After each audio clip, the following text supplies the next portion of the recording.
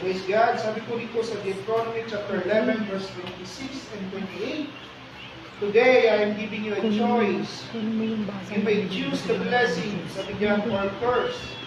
You will get the blessing if you listen and obey the commands of the Lord and your God, sabi diyan, your God, that I have told you today.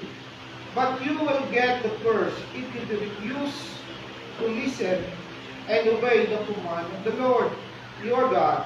So don't stop living the way I command today, and don't follow other gods that you don't know.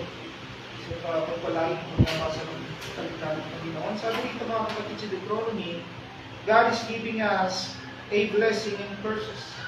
Binibigyan tayo ng Panginoon ng pagpapala o sumpa.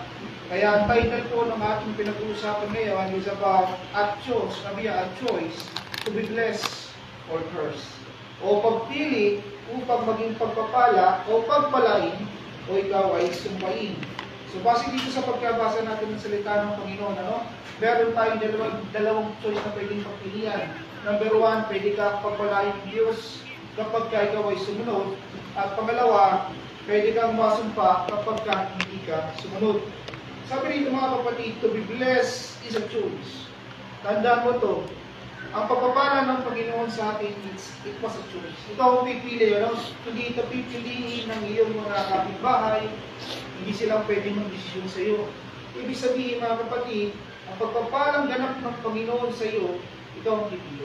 Amen. Amen? Sabi diyan, God is always giving us a freedom to decide. Binibigyan tayo ng Panginoon ng kalayaan upang mag-decide o mamili sa ating mga bagay na dapat piliin.